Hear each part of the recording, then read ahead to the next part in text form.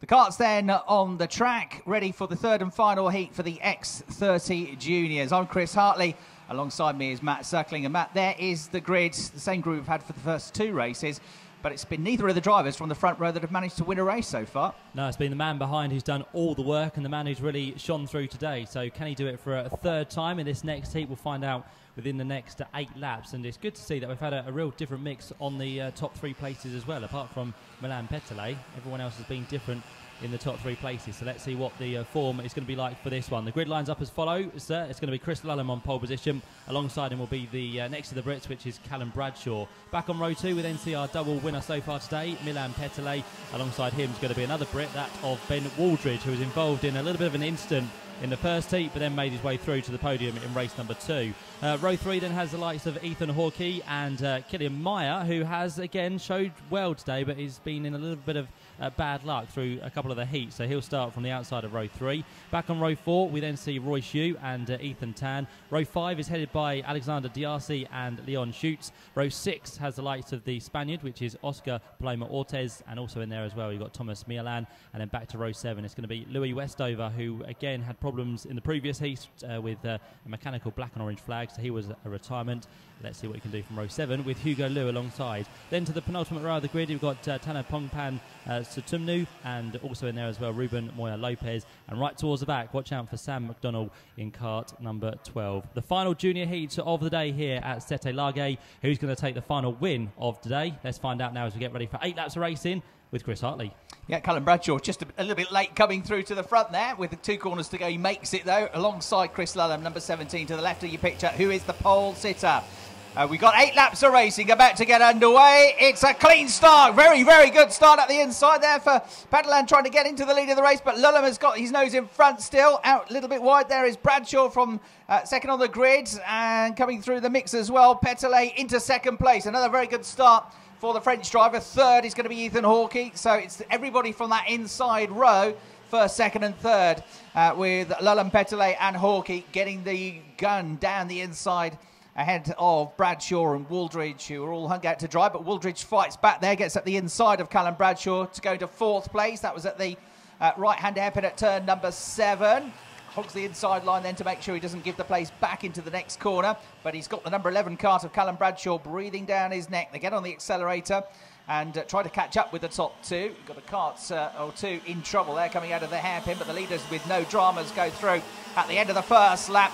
There is coming through in first place Milan Petele, Lullum second, 3rd place Ethan Hawkey. So while we were watching the battle for 3rd place, Lullum was overtaken by Petele, who's back up front for the 3rd time today. Petele leads, Lullum second, Hawkey is 3rd, Ben Waldridge in 4th place. In 5th position at the end of the first lap, Callum Bradshaw, and in 6th position, number 24 with a very good start is Ruben Moya, who has come from the penultimate row of the grid.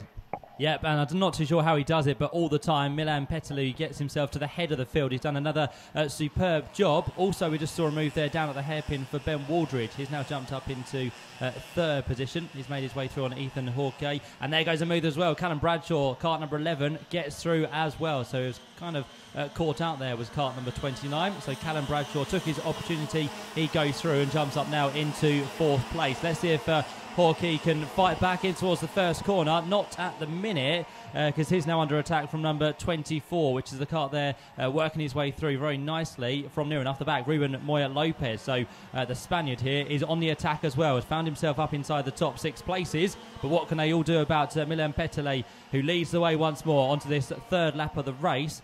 Just to let you know, the 2 that were involved on that first lap down at the hairpins were the likes of Alexander Diarcy, and also in there as well, another poor race by the looks of it, Louis Westover. So not the best of days whatsoever here on Heats Day. Let's hope he can improve for finals day tomorrow. Meantime, fight continues for 2nd place. Chris Lullum is starting to feel the attack from behind, because Ben Waldridge is now glued to his rear bumper. In towards the last couple of corners they come once more, on towards the start finish line. Can they be a move done at turn number 1? Ben Waldridge dives out, he gets to the inside line, and just like that he flies his way through into 2nd place now. But can they catch up with the leader, who is around about 0.8 of a second down the road. For now, they'll all have to fight their way through. Callum Bradshaw is the next man to try and make an attack as well. He sits there in 4th place, just behind Chris Lulham. Has a quick look over his shoulder just to see who he's with, and those two work their way off the back straight down towards turn 6. Quickest lap, though, has gone to another Spaniard, Killian Meyer. Yeah, Leon Schutt's a bit further down the order than he probably should be as well. So I think he was probably delayed in that incident earlier on. And look at this, 3 abreast into the hairpin. Bit of contact there, and going off is Hawkey onto the grass. The other one that went off with him, I think, was Lulham, number 17, who was delayed as well. So, and he's not going to carry on, is he? Number 29, Ethan Hawkey, which is a great shame after 2 very good races. So Petelet comes through, still in the lead. Ben Wooldridge up to 2nd place. 3rd place, Callum Bradshaw. And then it's all changed, because up to 4th place, Royce Yu steered his way through the drama to get up to 4th. Killian Meyer, number 26, up to 5th place. And up to 6th position, number 31, Thomas Mialan. Oscar Paloma Ortiz 7th. Sam McDonald in 8th place. Tan in 9th. And then Moya in 10th place. So Ethan Hawkey out on the grass. Chris Lulham did carry on, but he's down in 13th place. The driver who, don't forget, started this race from pole position. So another one that's struggling at the back after an incident on the first lap is the Japanese driver, Tanapongpan Satomno. So he's still going, but struggling down the order.